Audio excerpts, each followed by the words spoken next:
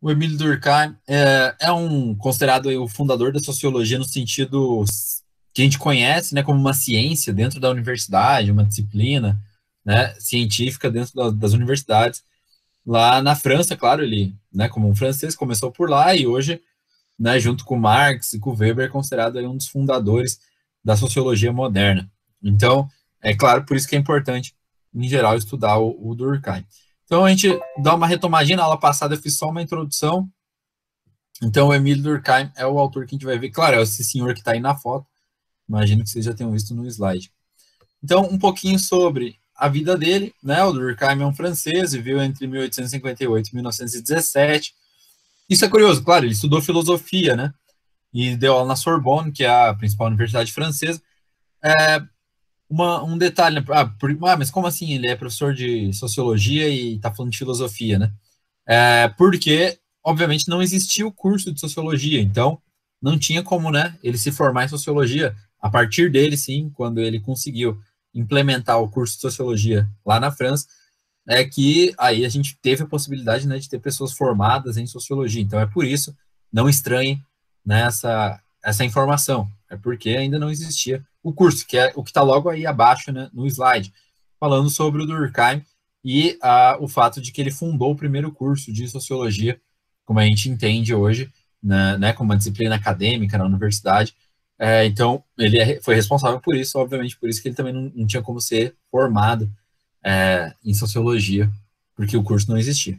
Então, as principais obras, aí, geralmente, as regras do método sociológico, é o livro onde o Durkheim apresenta, digamos assim, ele explica o que é a sociologia, e ele desenvolve toda a parte ditando de um conceito, né, de a gente tentar entender o que é a sociologia a partir da perspectiva dele, e ao mesmo tempo propor, digamos assim, um método, ou seja, como deve estudar sociologia, como deve se estudar a sociologia, como alguém que quer ser sociólogo deve fazer seus estudos, né? Então é um pouco do que a gente vai discutindo ao longo dessas aulas, constam nesse livro, as regras do método sociológico. E depois, né, outras obras como da divisão do trabalho social. Durkheim fala muito sobre a divisão do trabalho, e um conceito que a gente vai ver mais para frente, provavelmente na próxima aula, que é sobre a ideia da divisão do trabalho e as consequências disso para as sociedades, digamos assim, antes da modernidade, e para a sociedade moderna e capitalista, que é a que a gente vive hoje, né? E uma obra também dele que é muito conhecida é o Suicídio, né? O Durkheim tentou mostrar que mesmo algo que as pessoas consideram como um problema individual, psicológico, que seria o suicídio, ele quis mostrar que tem características sociais, né? Ou seja, a gente também vai ver mais para frente como ele pensou isso, como ele classificou, inclusive, e estudou o suicídio, né? Que é um tabu até hoje em geral. É um tema muito polêmico, né, de se falar, mas o Durkheim já estava mostrando, ou tentando pelo menos mostrar, que era possível entender ele como um fenômeno não só psicológico, né, de um problema psicológico, mas também como uma questão social. Um exemplo muito básico por estatísticas, né? Ele conseguiu mostrar que, olhando as estatísticas, ele estudou só países europeus, que analisando estatísticas, a índices como o de suicídio são, em geral, previsíveis, né? Toda sociedade, todo ano, tem um número mais ou menos regular de pessoas que vão tirar a própria vida. Então ele quis, né, provocar um pouco aí, mostrando. E aí foi bem um livro de aplicação, né? As regras do método sociológico, ele procurou explicar o que era sociologia, que é o que a gente vai ver basicamente hoje, né, na perspectiva do Durkheim, e como estudar sociologia. E depois, no Suicídio, ele tentou mostrar como colocar isso em prática, né? Então, é um livro que, de alguma forma, representa, digamos assim, a tentativa de implementação dele mesmo, mostrando que era viável, que era possível fazer uma ciência social, né, a sociologia. Então, aí uma introdução a o Durkheim. Na aula passada, já, na verdade, a gente começou a discutir um pouquinho sobre metodologia, né? O Durkheim é conhecido como um funcionalista, ou seja, o que significa isso, né, de um modo geral?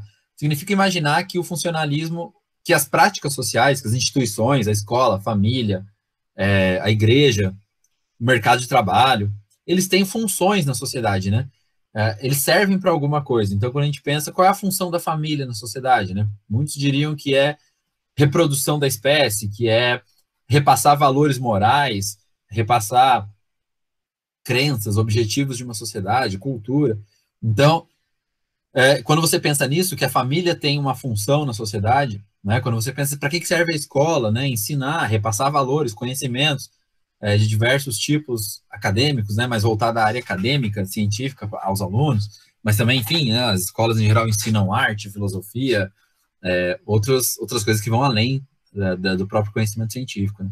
Então, quando a gente pensa nisso, para que serve a escola, para que serve a família, para que serve o mercado de trabalho, como eles desempenham, né, na sociedade, cada um a sua função, é aí que vem a ideia de funcionalismo dentro do Durkheim, né? Então ele era um autor que tinha essa perspectiva sociológica. Claro, depois, à medida que a gente vê outros autores, o próprio Comte, né, que foi debatido muito, já foi discutido, falado, o Augusto Comte tinha uma visão um pouco diferente, né? Ele não era considerado um funcionalista, a teoria dele, como a gente viu, chamado de positivista.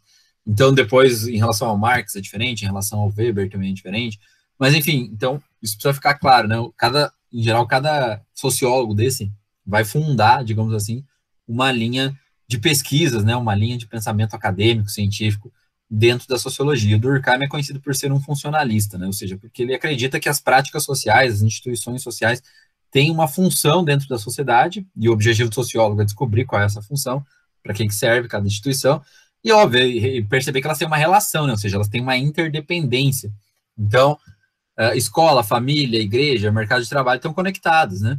Por exemplo, a gente sabe na nossa cultura que pessoas que têm mais escolarização, que têm mais, né, conseguem frequentar por mais tempo o sistema de ensino, passar pelo ensino fundamental, médio, universidade, mestrado, doutorado, enfim, graduação, mestrado, doutorado, geralmente são pessoas que têm melhores oportunidades de trabalho, têm melhores oportunidades de renda, então dá para perceber que está associado, né, na nossa cultura, educação, digamos assim, o acesso à educação no sentido de acesso à escola, né, do sistema formal de ensino, não aquela educação que a gente pode pensar dentro de casa. Né?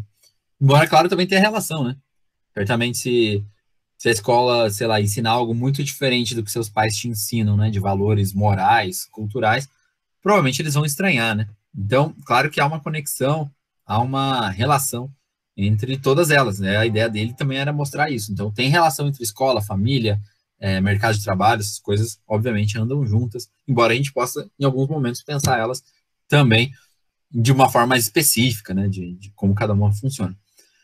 O Durkheim, ainda pegando a ideia do Comte, né? Ele também considerado aí sob a influência positivista do Augusto Comte, ele pega a ideia de tentar trazer as ciências naturais, né? As ciências como a biologia, a física, a química, implementar a técnica, digamos assim, né? A metodologia dessas ciências para a sociologia. Então, claro, depois a gente vai ver outros autores que discordam totalmente disso, que não acham que não era possível fazer, né?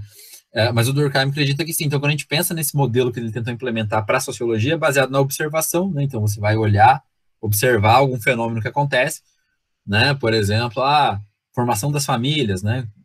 Ou, sei lá, você vai se interessar por estudar o sistema educacional, você vai observar alguma coisa específica. A partir dessa sua observação, dessa sua primeira análise, você vai formular hipóteses, né? A hipótese nada mais é do que imaginar ou tentar formular uma ideia do que acontece naquela sociedade, né? Para você ter um caminho para seguir. Então, a sua hipótese é uma espécie de suposição, né? O que você supõe que acontece numa sociedade, ou enfim, ou em qualquer área da ciência que você, em geral, trabalha com essa ideia de hipóteses, né? Que é fazer uma suposição, baseado na sua primeira observação, o que você acha que acontece naquela sociedade, por exemplo, ou em algum fenômeno científico.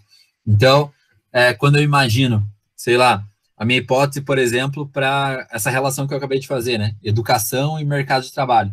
A minha hipótese pode ser, por exemplo, que quanto mais acesso à escola, mais acesso ao ensino a pessoa tem, melhores serão as condições de carreira, de trabalho, de salário dessa pessoa. É uma hipótese. Isso pode se confirmar ou pode ser que não. Isso eu só vou descobrir depois que eu fizer uma experimentação.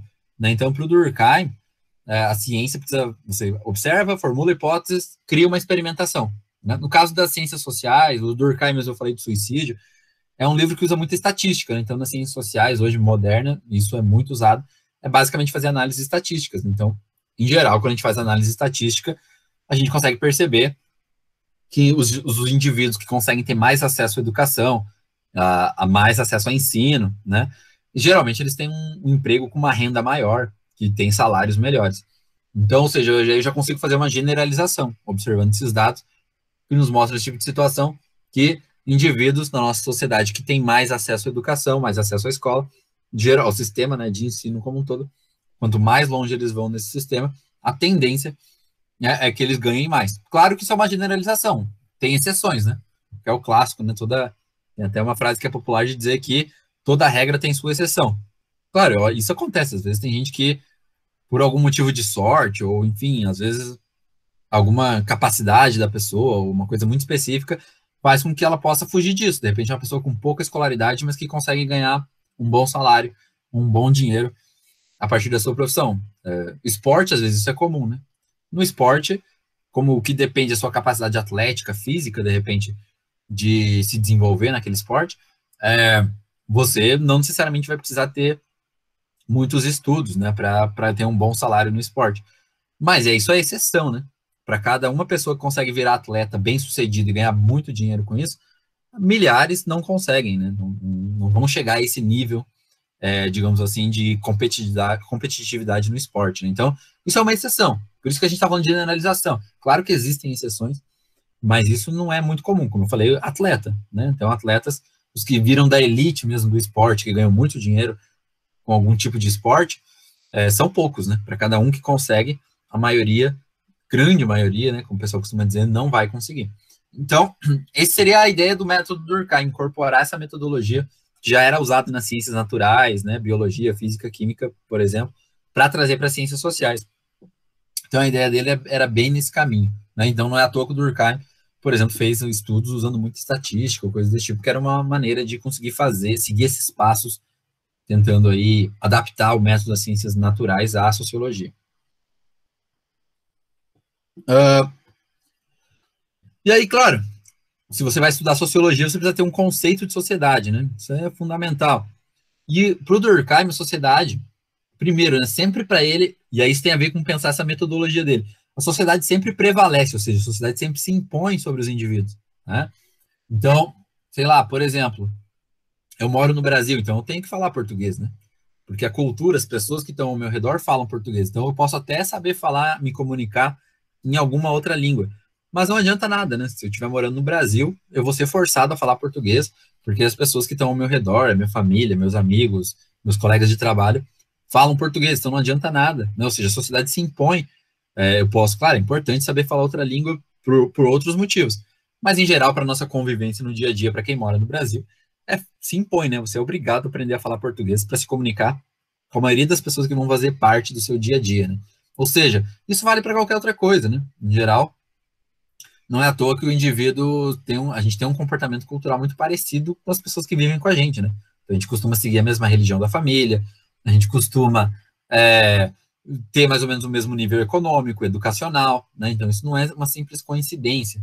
Tem a ver com essa ideia de que a sociedade se impõe sobre o indivíduo e essa própria questão de você ter valores repassados ou ter possibilidades que você alcança na vida, em que, em geral, está ligado ao meio que você vive, né? Então, a sociedade para o Durkheim sempre se impõe, né? Sempre prevalece sobre o indivíduo, né? A gente vai ver depois com o Weber essa perspectiva muda, né? Mas não é bem assim que o Weber pensa, a sociologia dele, mas, enfim, só para vocês já entenderem que isso também não é um consenso necessariamente. Embora, claro, hoje a gente sabe que, óbvio, né? Isso o Durkheim não quer dizer que ele estava errado, ele está, sim, faz totalmente sentido. Em geral, a gente percebe que as pessoas, os indivíduos, têm um padrão de vida, de cultura, muito parecido, na maior parte das vezes, com o lugar onde ele vive, né? Com a escola que ele frequenta, com a família que ele tem, com a classe social que ele faz parte, né? Isso sempre é uma relação muito forte. E aí, a ideia de que a sociedade é algo exterior e coercitivo ao indivíduo, ou seja, exterior no sentido de que não depende da minha vontade, né? Então, não depende da minha vontade de morar no Brasil e ter que falar português. É a sociedade que é assim. Então, no Brasil, isso não está sob o controle do indivíduo, né? Ter que falar português. É uma coisa da nossa cultura. E é coercitivo por quê? Porque se você não cumpre as regras da sociedade, você pode ser punido. Pode ser uma punição, geralmente as pessoas costumam pensar a lei, né? Você pode ser preso, ou tomar uma multa, enfim, depende do tipo de infração, de regra que você quebrar. Mas pode ser algo mais sutil, né? Que nem eu falei aqui. Se eu não aprender a falar português, morando no Brasil, você provavelmente vai ficar isolado, né? Isso é uma espécie de punição também, ou seja, uma coerção. Se você não aprender a se comunicar bem com as pessoas, você pode ser punido, você vai ser excluído dos ambientes sociais, vai ser excluído da família, vai ser excluído da escola, não vai conseguir fazer amigos. Então, percebe? é uma imposição, né? Então a punição pode ser algo muito sutil, dessa coisa às vezes de você não conseguir socializar com as outras pessoas, porque elas vão acabar te excluindo porque você não atende as características daquela cultura da sociedade onde você vive. Então, é nesse sentido que ele está falando que a sociedade também é algo que não depende do controle dos indivíduos e, ao mesmo tempo, é algo que obriga, né? Inclusive podendo punir as pessoas de várias maneiras por você não ter um comportamento esperado, né? Então, é mais ou menos nesse sentido que ele está pensando a análise, a sociologia dele. Então, a sociedade seria uma espécie de individualidade psíquica, né? Porque, se a gente pensar a cultura, né, é como se ela tivesse um código que está na nossa cabeça, né? Então, nós, como brasileiros, enxergamos as pessoas, as atitudes, os comportamentos, a partir é como se a cultura, nesse caso, e a sociedade, claro, aqui falando como se fosse a mesma coisa, né?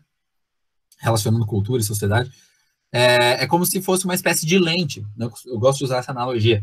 Digamos que a cultura é como se fosse uma lente, né? Quem usa óculos já fica mais fácil, talvez, até entender isso, mas é como se você precisasse usar um óculos, né? Você enxerga de um jeito, e aí quando você tem uma cultura, ela coloca uma lente que clareia as coisas para você, digamos assim, né? Que você vai ter uma definição sobre o que você vai enxergar, como você vai enxergar as relações. Então, o Durkheim tem essa perspectiva, né, dentro da sociologia dele, que é entender que a sociedade tem essa capacidade psíquica, cultural, digamos assim, de moldar a maneira como a gente vai ver as relações, como a gente vai ver os comportamentos das pessoas, como a gente vai analisar, julgar aquilo que as pessoas estão fazendo.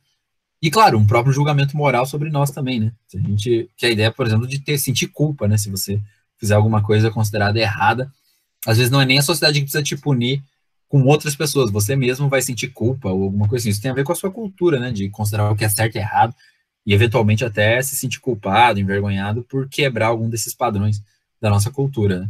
Então, isso é um processo bastante complicado. E isso que é curioso, né?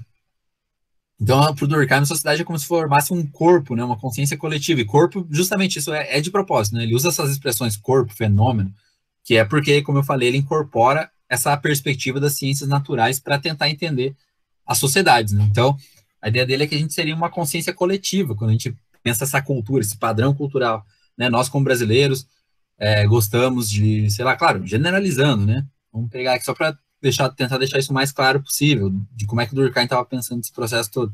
Então, quando a gente olha a cultura brasileira, né, essa coisa, o brasileiro gosta de futebol, o brasileiro gosta de arroz e feijão, ou seja, você gostar desse tipo de comida, você gostar desse tipo de esporte, não é uma coincidência, né, não é algo à toa, tem a ver com essa consciência coletiva, que seria, digamos assim, a cultura da nossa sociedade, que é repassada a nós como indivíduos e que a gente também ajuda depois, claro, a reproduzir, a repassar para os nossos filhos, e para outras pessoas também que vão fazer parte da nossa sociedade, da nossa vida no dia a dia, né? Então, é importante ficar muito claro essa ideia para o Durkheim, que a sociedade é uma espécie de formação coletiva, de um pensamento coletivo que está nas nossas cabeças, que é repassado pelo sistema educacional, pela família, pela igreja, no nosso dia a dia, né? Para a gente se adequar a isso que a sociedade espera da gente, e isso se forma coletivamente. Então, não é uma simples soma, né? Não é como se simplesmente somar um mais um mais um mais um, né, de indivíduos numa cultura. É um comportamento que se dá na convivência mesmo, na socialização. A gente vai formando, digamos,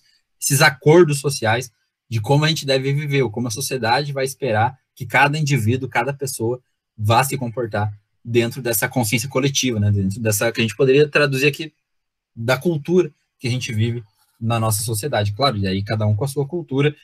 Brasileiros vão ver o mundo de um jeito por conta da cultura que a gente tem, chineses vão ver de outro jeito, ou mesmo dentro do Brasil, né? Dependendo da região do Brasil que você tem algumas características que vão mudar, né? Que vão ser repensadas por conta das influências da região que você mora e como as coisas se dão naquele lugar. Então tem que ficar claro mais ou menos isso também para qualquer um que queira entender o Durkheim, né? E aí a gente chega num conceito que é fundamental, né, para o Durkheim, que é a ideia de fato social. E aí, justamente, vem essa ideia de dizer o que é um fato social, para ele é o objeto de estudo da sociologia, né? E aqui já faço também um alerta. Muitos alunos, eu percebo que confundem, na hora do vestibular, ou até na hora da prova, enfim, na sala de aula, confundem o conceito de fato social com ação social. Cuidado, né? Ação social é um conceito do Weber, né? Do Max Weber, que a gente vai discutir melhor em outro momento. Mas a ideia do fato social, então, o Durkheim, ele está falando de fato social, né? Muda uma palavrinha só, mas vocês vão ver que muda totalmente o sentido depois, né? Comparando, quando a gente chegar no momento de comparar a ideia do Durkheim, por exemplo, com a ideia do Weber, quando a gente analisar também a metodologia do Weber. Então, cuidado com isso, né? É uma palavra que muda, mas muda totalmente o conceito, o sentido com isso, né? Então, olha só, o que seria o fato social, né? Lá nas regras do método sociológico, Durkheim procurou explicar, aquele livro que eu falei lá nos primeiros slides, ele procurou explicar o que seria o objeto de estudo, né? Se a gente pensar uma ciência é uma ciência porque ela tem um objeto de estudo também. Então, tem uma metodologia e tem um objeto de estudo. Sei lá, a física estuda o universo, as leis que organizam o universo, a biologia estuda os seres vivos, né? A matemática estuda os números. Então, para surgir a sociologia, uma ciência social, você precisaria entender o que a sociologia vai estudar, né? E, claro, falar só a sociedade, tem muita gente que fala, a sociologia estuda a sociedade. Não, não está errado. Mas é que o Durkheim tentou fazer aqui é deixar algo muito específico, né? Para que as pessoas não confundam com a psicologia, com a história, com a geografia, com a filosofia, enfim. Ele quis mostrar que a sociologia tem um objeto de estudo muito específico que ele chamou de fato social. Então, para o Durkheim, né, não seria assim, né, dizer simplesmente, sociologia estuda a sociedade. Não, sociologia para ele estuda o fato social, né? O que vem a ser, então, esse fato social? Para a gente entender melhor e procurar se aprofundar na ideia do Durkheim. Para ele, fato social são os conjuntos de normas, regras coletivas que orientam e condicionam, né, a ação dos indivíduos. Então, o que significa isso, né? Orientam no sentido que, um pouco do que eu já vinha falando, né? Por ser criado, por exemplo, na cultura brasileira, você vai ter algumas ideias já que você sabe o que é o que você vai achar, o que é certo, o que é errado, o que é bom, o que é ruim, o que pode, o que não pode. Por quê? Porque a sua cultura te orienta a isso. As regras coletivas da nossa cultura nos orientam, né, as nossas normas. Então, que vai desde, sei lá, pensar na hora que a gente acorda, né? Então, a gente acorda, no Brasil tem o hábito de acordar, tomar banho, escovar os dentes, tomar café. Né? Ou seja, isso é porque você é brasileiro. Se você tivesse nascido em outra cultura, possivelmente seria diferente, né? Você teria outros hábitos. Talvez você ia acordar, não ia necessariamente tomar banho, ia comer e depois, sei lá, né, ter um outro tipo de atitude. Então, ou seja, isso vai mudando. Aliás, se vocês acompanharem, geralmente o que os estrangeiros muitas vezes destacam, né? O que é diferente na cultura brasileira, por exemplo, das regras sociais no Brasil, para outras culturas. É muito destacado, geralmente, essa coisa da higiene, né? Por exemplo, na hora do almoço, né? No Brasil, geralmente as pessoas escovam os dentes 3 vezes por dia, né? De manhã, meio-dia e noite, pelo menos, né? Ou geralmente toma pelo menos um banho por dia, né? Geralmente na nossa cultura. Isso é considerado bem típico da cultura brasileira, ou seja, é uma norma que você tem de higiene, de que tem que escovar os dentes 3 vezes por dia, tem que tomar pelo menos um banho, tem que ter esses padrões de comportamento da nossa cultura. Então é nesse sentido, né? Ou seja, te orienta o que você deve fazer em cada momento da sua vida. Em geral, a sociedade tem regra para tudo, né? Para o café, para o almoço, para a janta, para como usar o banheiro, para que roupa você deve vestir. Tudo isso vai orientando a sua vida e você vai sabendo, como indivíduo, o que você deve fazer, porque a sociedade te repassa esses valores, né, essas ideias. E condiciona por isso, né, porque você é levado a ter esse tipo de comportamento. Isso é uma coisa interessante, né? Pensar em condicionam não é a mesma coisa que determinar, né? Porque determinar passa a ideia de que sempre vai ser assim, né? E a palavra condicionar dá a entender que a tendência é que seja, né, de um jeito muito específico, de acordo com a sua cultura. Mas não quer dizer que vai ser sempre daquele jeito. Como eu falei, às vezes tem exceções, né? De repente, sei lá, é hábito do brasileiro tomar pelo menos um banho por dia, mas tem brasileiro que não toma banho todo dia. Isso acontece, né? Mas a maioria deles vai tomar, ou vai escovar os dentes 3 vezes por dia. Mas tem brasileiro que não vai escovar o dente 3 vezes por dia. Então, a ideia de condicionar tem a ver com essa noção de que a chance de aquilo acontecer, do indivíduo fazer aquilo que a sociedade determina que ele faça, ou orienta ele que ele faça, é grande, né? A chance de ele obedecer. Mas às vezes isso não quer dizer que sempre vai ser assim. Tem pessoas que não cumprem necessariamente as regras sociais ou acabam por desobedecer. Então, existem exceções também, né? Isso é interessante pensar até, então, nessa noção das palavras que a gente usa, né? Condicionar, então, não é a mesma coisa que determinar. Condicionar significa que a probabilidade do indivíduo fazer aquilo que a sociedade pede para ele fazer é grande, mas nem sempre isso é uma certeza, né? E aí, para a gente entender, então, como é que a gente pode classificar essas normas, essas regras sociais que a gente tem, que influenciam na nossa vida, no nosso dia a dia, segundo o Durkheim, para você entender um fato social, você tem que entender que ele tem três regras, né? Ou, digamos assim, três pontos que você deve analisar para entender se é um fato social ou não. Se ele tiver dentro desses três pontos, é um objeto de estudo da sociologia. Se não tiver, aí não, aí de repente é de outra área da ciência, né? De outra área de estudos. Então, o primeiro seria a ideia de generalidade, né? Ou seja, uma coisa que é geral, é algo que é presente e reconhecível em toda uma sociedade. Isso também é um detalhe interessante. Não quer dizer que necessariamente vai afetar todo mundo, né? Mas é algo reconhecível na sociedade. Todo mundo consegue perceber que existe, que acontece, mesmo que às vezes você, como indivíduo, não passe por aquilo, né? Então, ah, por exemplo, sei lá, vamos pensar algo do comportamento na nossa cultura, né? Tentar pensar aqui no Brasil. Então, ah, esse exemplo que eu acabei de dar, né? Essa preocupação que geralmente é apontada por muita gente do brasileiro com a higiene, né? Que é uma coisa, algo geral, né? Em geral, grande parte dos brasileiros tem esse comportamento, né? De tomar banho, pelo menos uma vez por dia, de escovar os dentes 3 vezes por dia, ou às vezes até mais, né? E o caso do banho também, tem aquelas pessoas que tomam mais de um banho, né, por dia, então às vezes toma banho quando acorda, toma banho antes de dormir, enfim. Então tem gente até que excede, né, essa coisa de um banho por dia, às vezes toma mais de um. Ou seja, há uma generalidade, né? Mesmo os brasileiros que talvez não cumpram essa regra ao pé da letra, eles sabem que isso existe, que isso é algo esperado no Brasil, que as pessoas em geral se comportam dessa maneira. Então, a ideia de generalidade do fato social tem a ver com isso, né? Algo que é presente, que é possível reconhecer numa sociedade, atingindo uma grande parte, né? Ou uma parcela bastante significativa de pessoas de uma cultura, de uma sociedade, né? Então, é nesse sentido. O primeiro ponto a se pensar é algo geral, que está presente, reconhecível em grande parte da sociedade. Não necessariamente em todos, né? Como eu falei, sempre tem exceções. Inclusive, depois, o terceiro ponto, né? A ideia da coerção tem a ver com, às vezes, essas exceções. Mas, por isso, né, que tem a ideia da coerção. Mas, em geral, é isso, né? Você precisa entender que um fato social, em geral, está ligado a algo que é muito comum para uma grande parcela da sociedade, né? Não necessariamente todos, mas uma grande parcela. O segundo ponto, segundo Durkheim, é que o fato social ele é externo, ou seja, ele tem externalidade em relação ao indivíduo, que é aquela coisa de que o indivíduo vai acontecer aquilo independente da sua vontade, né? Você, como indivíduo, não tem controle, você não escolhe aquilo que vai acontecer na sociedade, né? Então, ele é externo à sua vontade, você não controla, você pode não gostar daquilo, né? Sei lá, às vezes nas aulas, por exemplo, é muito comum um aluno que fala: ah, eu não gosto, eu sou brasileiro, mas eu não gosto de samba, eu não gosto de funk, eu não gosto de futebol, né? Que são conhecidos aí como típicos da cultura brasileira. Não gosto de carnaval, né? No carnaval sempre tem dá às vezes aquelas polêmicas, ou, claro, um pouco no tom de brincadeira, né? Que é aquela coisa de gente que não gosta do carnaval, daí não gosta das festas, então vai, sei lá, fazer um retiro, vai fazer alguma outra coisa. Já tem o pessoal que gosta muito, que vai para a rua, que vai participar das festas e tudo mais. Então, ou seja, você pode não gostar do carnaval, você pode gostar também. E isso independe, ele vai acontecer da mesma maneira, né? Então, é nesse sentido que ele está falando. Então, você pode gostar do carnaval, pode não gostar, ele vai acontecer do mesmo jeito no Brasil. Você pode gostar ou não gostar do futebol, mas a maioria dos brasileiros gosta, então as pessoas vão jogar futebol de qualquer forma. É nesse sentido, então, o fato social é algo externo, não depende da vontade do indivíduo, né, de uma pessoa, né, que nem no caso eu, Rafael, não sou eu que escolho, né, o que a sociedade vai fazer, como ela vai se organizar, como ela será.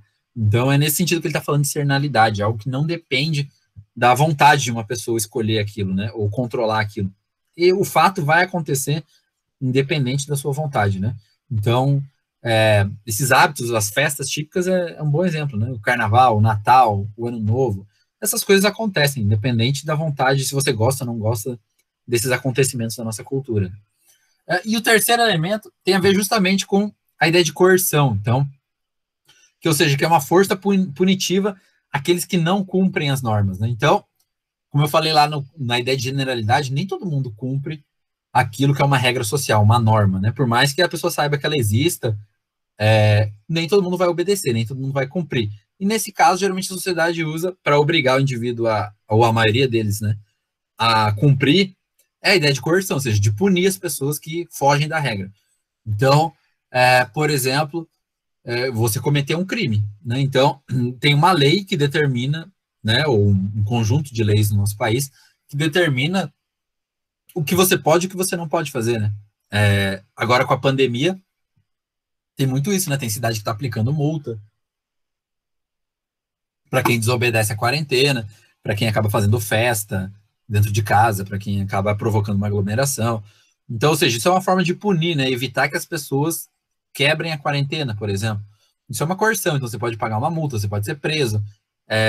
Isso, em geral, é o sistema de leis. Claro, como eu falei, até já fazendo essa introdução no slide, né, anterior,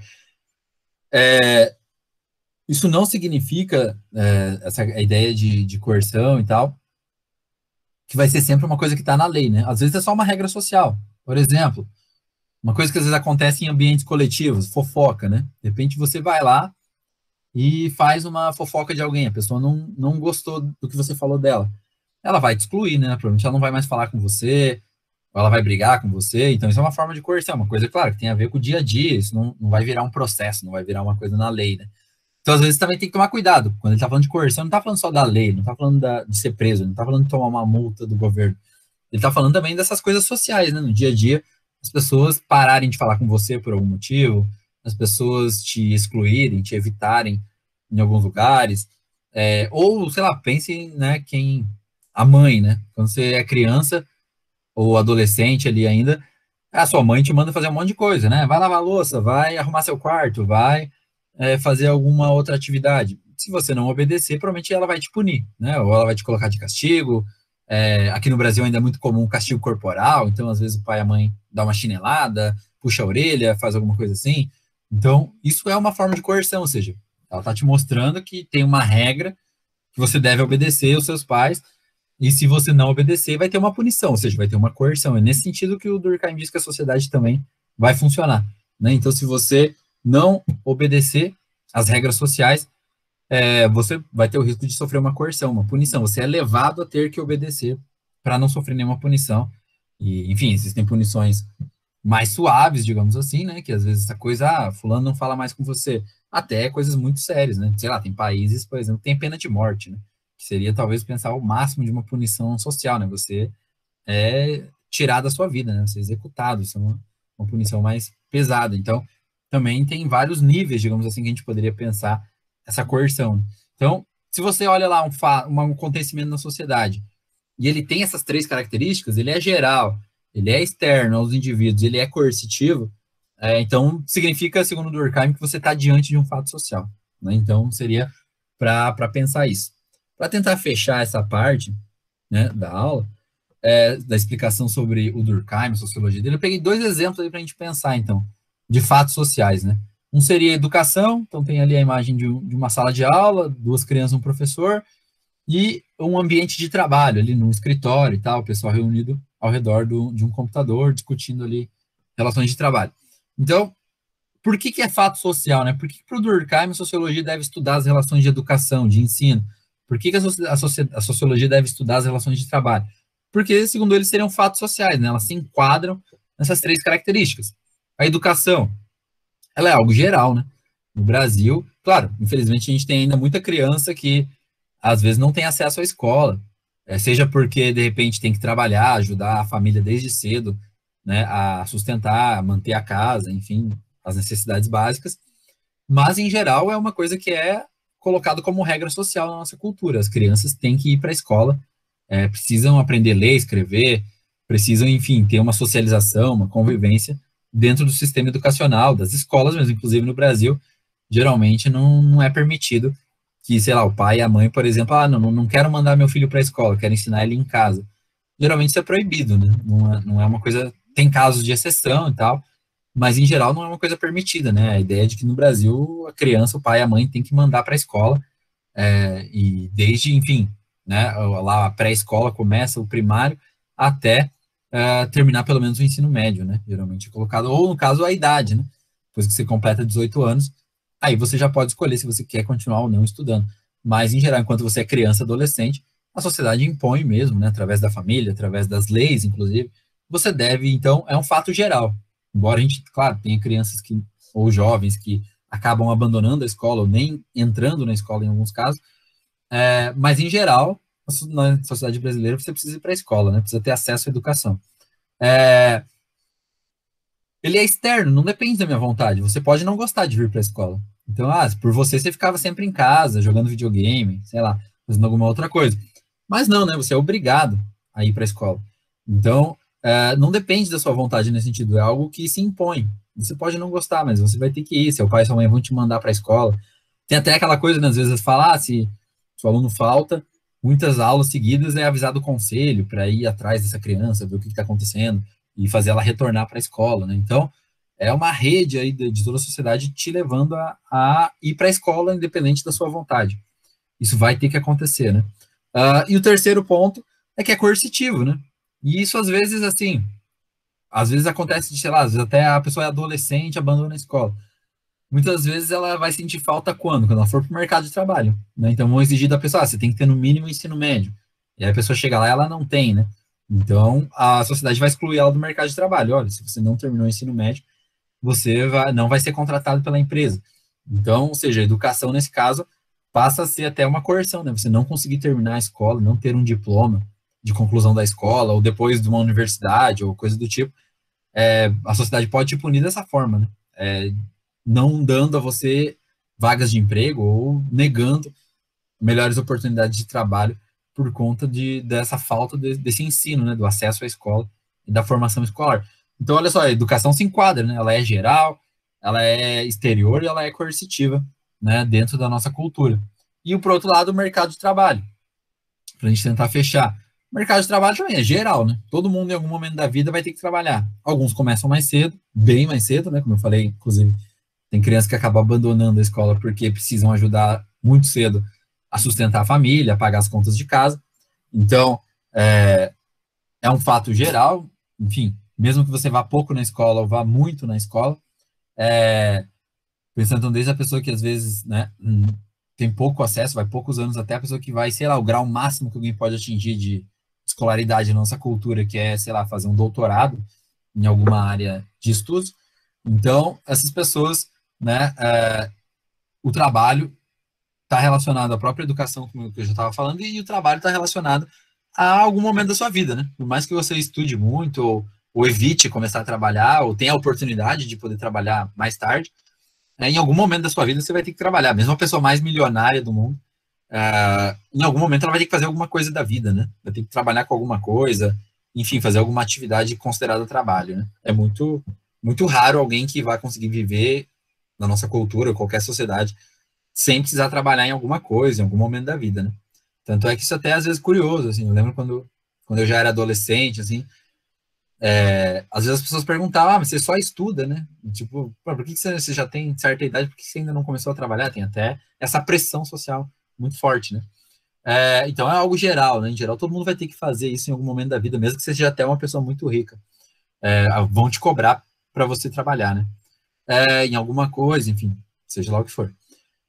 Segundo ponto, né? O trabalho. Então, ele é algo geral. Já está esclarecido isso. Ele é algo exterior, não depende da minha vontade, né? Sei lá, lembrar o.